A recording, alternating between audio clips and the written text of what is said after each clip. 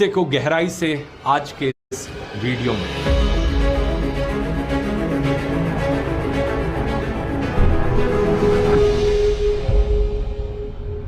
ये मेरा 5वां वीडियो है दोस्तों एवोल्यूशन की सीरीज में। इससे पहले 4 वीडियोस में और बना चुका हूं जो आप स्क्रीन पर देख सकते हो।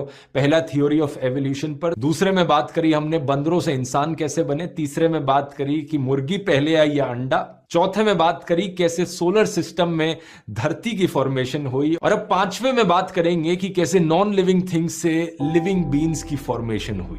ये चीज देखा जाए तो सुनने में ही अनबिलीवेबल लगती है कि कैसे पॉसिबल हो सकता है ये। करीब 200 साल पहले तक ज्यादातर साइंटिस्ट को भी यही लगता था। ज्यादातर साइंटिस्ट का मानना था कि कोई ना कोई लाइफ फोर्स जैसी चीज है जो हर जीव के अंदर मौजूद है, जो उन्हें जिंदा रखने का काम करती है।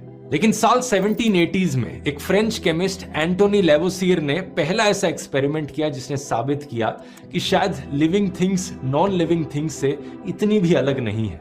इन्होंने एक गिनी पिग जानवर को लिया और उसकी बॉडी हीट को मापने का काम किया। उन्होंने देखा इस जानवर की बॉडी हीट से बर्फ कितनी जल्दी मेल्ट होती है और साथ ही साथ कितनी ज्यादा कार्बन डाइऑक्साइड ये रिलीज करता है। फिर इन्होंने कोयले के टुकड़े से मेजर किया जो same amount of carbon dioxide release करेगा और जिससे उतनी ही बर्फ मेल्ट होगी जितनी उस जानवर से हो रही थी। ये देखकर इन्होंने कंक्लूड किया लाइफ एक केमिकल प्रोसेस है। नॉन लिविंग थिंग्स और लिविंग थिंग्स दोनों सेम केमिकल प्रिंसिपल्स पर काम करती हैं। कुछ साल बाद 1790s में एक इटालियन डॉक्टर लुइगी गलवानी कुछ मरे हुए मेंढकों के साथ काम कर रहे थे। इन्होंने मेंढकों की टांगों को ब्रास हुक पर लटका रखा था और इनके हाथ में एक स्टील का ब्लेड था। गलती से टच हुआ उन टांगों पर और ये टांगे अचानक से कांपने लगी। मरे हुए मेंढकों की टांगों को कांपता देखकर इन्हें लगा कि इन्होंने लाइफ फोर्स का आविष्कार कर लिया है। इन्होंने इसे एनिमल इलेक्ट्रिसिटी का नाम दिया। इन्होंने कहा किसी ना किसी प्रकार की बिजली है जो हर लिविंग थिंग में मौजूद है जिसकी वजह से ये हो रहा है।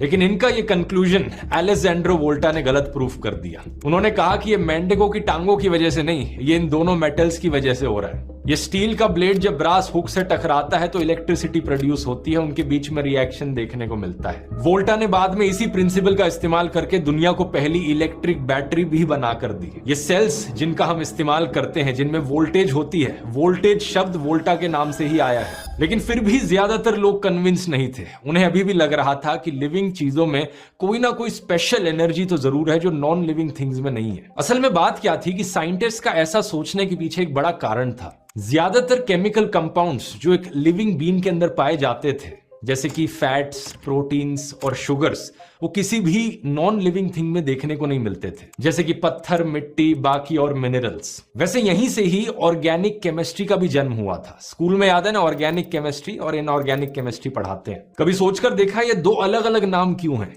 क्योंकि ज्यादातर ऑर्गेनिक कंपाउंड्स जो है वो वही है जो इंसानों और लिविंग बीइंग्स के अंदर पाए जाते हैं और ज्यादातर inorganic compounds non living things में पाए जाते हैं। इसलिए साइंटिस्ट ने उन्हें ऑर्गेनिक कंपाउंड्स का नाम दिया। और साइंटिस्ट को लगता था ये जो ऑर्गेनिक कंपाउंड्स हैं ये सिर्फ क्योंकि लिविंग थिंग्स के अंदर बन रहे हैं, इसका मतलब कोई ना कोई लाइफ फोर्स जरूर है जो इन ऑर्गेनिक कंपाउंड्स को बनाने का काम कर रही है। इस मिस्ट्री को सॉल्व करने का टर्निंग पॉइंट आया साल 1828 में, जब जर्मन केमिस्ट फ्रीडरिश वेलर ने गलती से एक इनऑर्गेनिक कंपाउंड से ऑर्गेनिक कंपाउंड बना दिया। अमोनियम साइनेट से उन्होंने यूरिया को सिंथेसाइज कर दिया, वही कंपाउंड जो हमारे पेशाब में पाया जाता है। इस एक एक्सपेरिमेंट ने सबको चौंका कर रख दिया। पहली बार लोग ये देखकर हैरान हो गए कि इनऑर्गेनिक कंपाउंड से एक ऐसी चीज बन सकती है जो इंसानों की बॉडी के अंदर भी पाई जाती है। यहां से ये लाइफ फोर्स का कॉन्सेप्ट धीरे धीरे खत्म होना शुरू हुआ।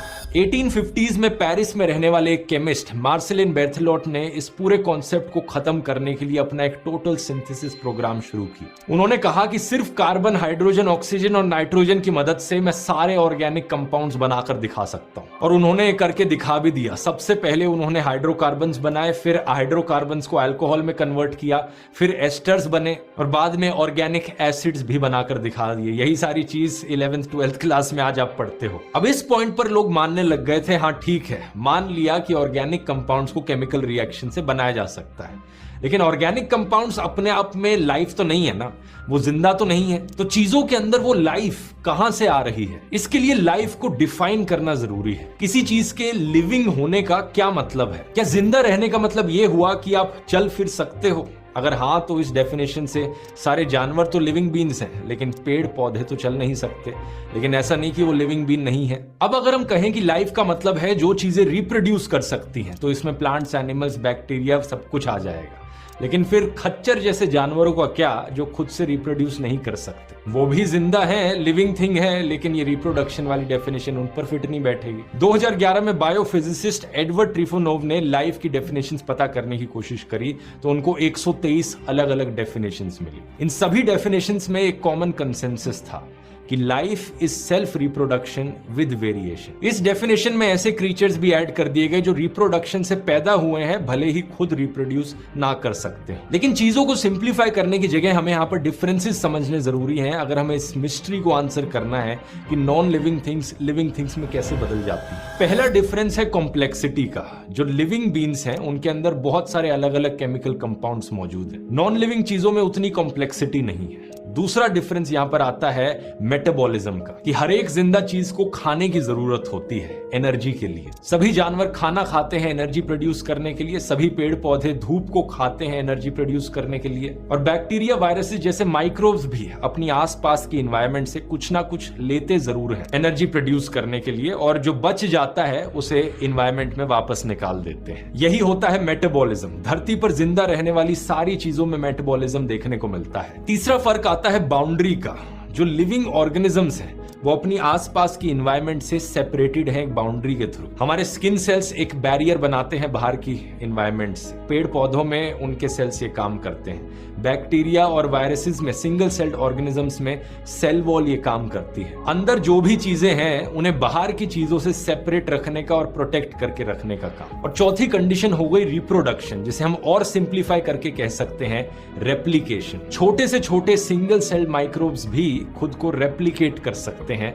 उनके अंदर मौजूद जो डीएनए होता है वो रेप्लिकेट कर सकता है और उन जैसे बनाने के लिए। अब इन 4 क्राइटेरिया के आधार पर एक एक करके समझते हैं कि कैसे ऐसे लाइफ फॉर्म्स बने जो इन क्राइटेरियाज पर खरे उतरने लगे। क्योंकि सच बात यह है दोस्तों, नॉन लिविंग से लिविंग का जो ट्रांजिशन है ये अचानक से नहीं हुआ। ये बहुत धीरे धीरे ग्रेजुअली हुआ है कि एक स्पेक्ट्रम की तरह है। इस स्पेक्ट्रम पर एक पॉइंट पकड़ना मुश्किल है, लेकिन धीरे धीरे ये देखने को मिला कि नॉन लिविंग चीजें लिविंग में ट्रांसफॉर्म होने लगी। सबसे पहले है कॉम्प्लेक्सिटी। आखिरकार डीएनए जैसी कॉम्प्लेक्स चीजें कैसे बन गई। मैंने इस वीडियो में समझाया था कि कैसे हमारा सोलर सिस्टम पहले एक धूल और मिट्टी का सिर्फ एक बादल था, जिससे सूरज बना और बाद में धरती की फॉर्मेशन हुई। धरती के बनने के बाद हमने बात करी थी कि कैसे शुरुआत में बार बार बौछार हो रही थी कॉमेट्स और मीटियोर्स की धरती पर। इस एरा को लेट हेवी बॉम्बार्डमेंट का समय कहते हैं। कुछ साइंटिस्ट का मानना है कि हमारी लाइफ के बिल्डिंग ब्लॉक्स इन्हीं कॉमेट्स और मीटियोर्स से आए थे। इस थ्योरी को पैनस्पर्मिया थ्योरी कहते हैं। इसके अनुसार लाइफ की शुरुआत धरती पर नहीं हुई थी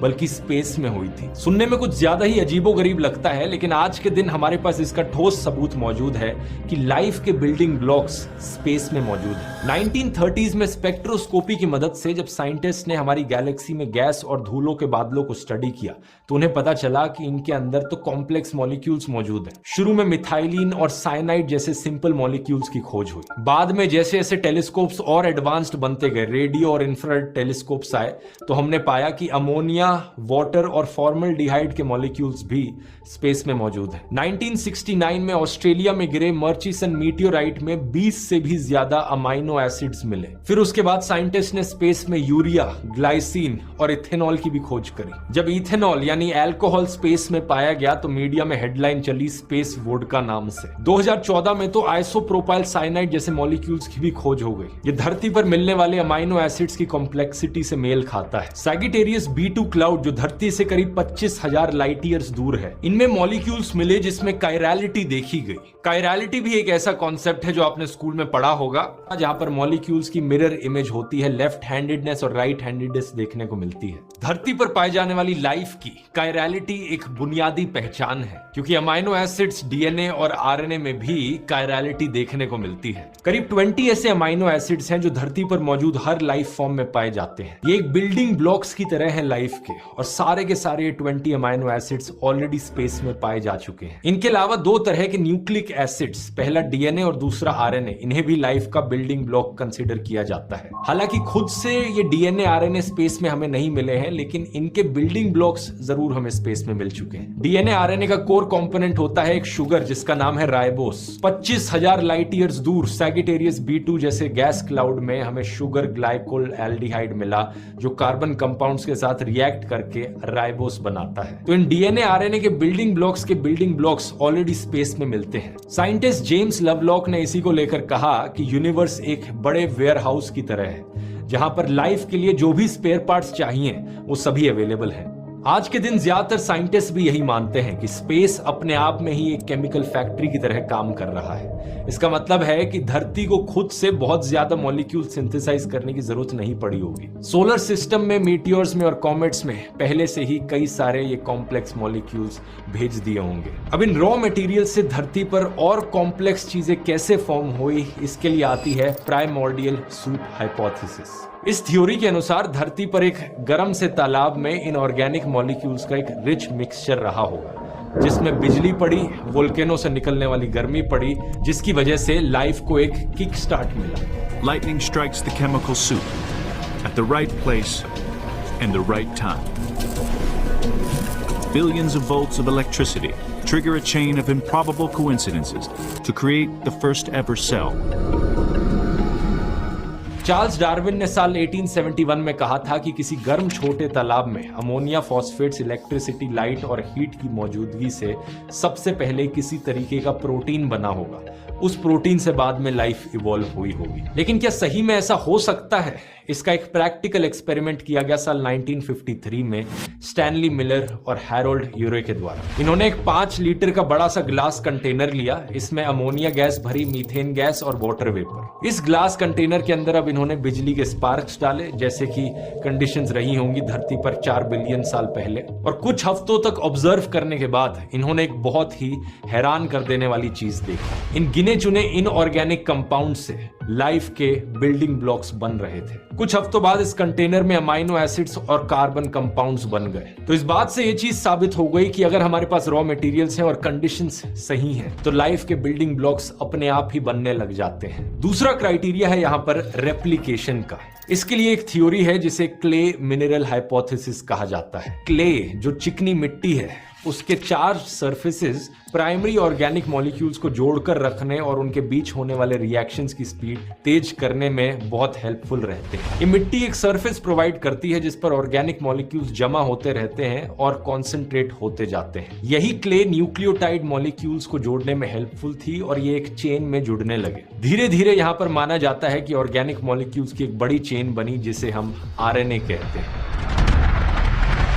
आरएनए जेनेटिक इंफॉर्मेशन को स्टोर कर सकता था और अपने आप को सेल्फ रेप्लिकेट कर सकता था। एक बार फिर से इस चीज को प्रैक्टिकल एक्सपेरिमेंट से साबित किया जा चुका है कि क्ले के सरफेसेस पर छोटे छोटे पार्टिकल्स काम करते हैं, एक दूसरे से मिक्स करते हैं और मॉलिक्यूलर असेंबली के लिए प्लेटफॉर्म मिलता है। हालांकि ये वाली चीज आज के दिन अभी भी एक बहुत बड़ी मिस्ट्री है कि पहला आरएनए मॉलिक्यूल अपने आप कैसे बना और खुद से वो सेल्फ रेप्लिकेट कैसे करने लगा। लेकिन इससे रिलेटेड भी कुछ प्रैक्टिकल एक्सपेरिमेंट्स जरूर किए गए हैं जो कुछ स्पेसिफिक चीजों को क्लियर करते हैं। जैसे कि 2009 में किया गया जॉन सदरलैंड का एक्सपेरिमेंट। इन्होंने देखा कि हाइड्रोजन साइनाइड, एसिटाइलिन और फॉस्फेट जैसे कुछ सिंपल मॉलिक्यूल्स से अल्ट्रावायलेट लाइट के अंदर आरएनए के न्यूक्लियोटाइड्स बन सकते हैं। यहां पर बात आती है आरएनए वर्ल्ड हाइपोथेसिस की, जिसके अनुसार आरएनए ही एक्चुअली में सबसे पहले आया, उसी के बाद प्रोटीन्स बने, उसी के बाद डीएनए बना, क्योंकि आरएनए में ही काबिलियत है खुद से सेल्फ रेप्लिकेट करने की। ये मल्टीप्लाई हुए, इवॉल्व हुए, इवेंचुअली स्ट्रॉन्ग स्टेबल प्रोटीन्स बनाने में केपेबल हो गए और इन्हीं प्रोटीन से बना डीएनए। वो डीएनए जो स्टेबल तरीके से लंबे समय तक जेनेटिक इंफॉर्मेशन को स्टोर कर सकता था और खुद की कॉपीज बना सकता था। तीसरा क्राइटेरिया यहां पर आता है बाउंड्री का। मॉलिक्यूल्स बन रहे हैं, आरएनए बन रहा है, ठीक है, लेकिन वो अलग ऑर्गेनिज्म कब बने? जब बाकी आसपास की एनवायरनमेंट से अलग होने लगे। ये चीज इमेजिन करनी इतनी मुश्किल नहीं है, क्योंकि इसका एक प्रैक्टिकल उदाहरण आप सबको घर में देखने को मिलता है। जब भी आप बाथरूम में हाथ धोने जाते हो, आप हाथ धोने की जो एक्टिविटी करते हो, सोप के मॉलिक्यूल्स आकर आपके हाथ पर मौजूद गंदगी को, डस्ट को चिपका लेते हैं अपने साथ और पानी में बह जाते हैं। ऐसा क्यों होता है? क्योंकि ये फैटी एसिड्स की प्रॉपर्टी है। स्कूल में जैसा आपने पढ़ा था, सोप मॉलिक्यूल्स का एक हाइड्रोफिलिक पार्ट होता है और एक हाइड्रोफोबिक पार्ट। वो हिस्सा मॉलिक्यूल का जो पानी से अट्रैक्ट होता है और वो हिस्सा जो पानी से दूर रहना चाहता है। इसी की वजह से एक ऐसी शेप बन जाती है जो ऑयल, डस्ट और डर्ट मॉलिक्यूल्स को अपने अंदर फंसा लेती है। तो एक तरीके से देखा जाए तो ये एक सेल का स्ट्रक्चर बन रहा है जहां पर बाहर की कोई चीज अंदर नहीं आ सकती। ये जो फैटी एसिड्स हैं, इनसे लिपिड्स बने और पानी में जाने पर लिपिड्स छोटे छोटे बबल्स बनाने लगे। इन बबल्स में अंदर केमिकल्स ट्रैप्ड होने लगे और ये लिपिड्स प्रिमिटिव सेल मेम्ब्रेन्स की तरह बन गए। अब इन्हीं में से ही किसी लिपिड में आरएनए मॉलिक्यूल्स ट्रैप हो गए और एक तरीके से एक बाउंड्री बन गई जिससे आरएनए लिपिड्स के अंदर ही फंस कर रह गए। आरएनए मॉलिक्यूल का एक सेल मेम्ब्रेन जैसे स्ट्रक्चर के अंदर होना आपको किसकी याद दिलाता है? एक सेल की। इसीलिए इन्हें प्रोटोसेल्स कहा जाता है। प्रोटोसेल्स का मतलब सेल्स के आने से पहले जो सेल्स थे। ये सबसे सिंपलेस्ट फॉर्म्स था सेल्स के बनने का और यही प्रोटोसेल्स आगे चलकर सेल्स बने जब ये और कॉम्प्लेक्स बनने लगे। यहीं से ही जन्म हुआ सिंगल सेल्यूलर ऑर्गेनिजम्स का, जो बाद में जाकर लिविंग बींग्स बने।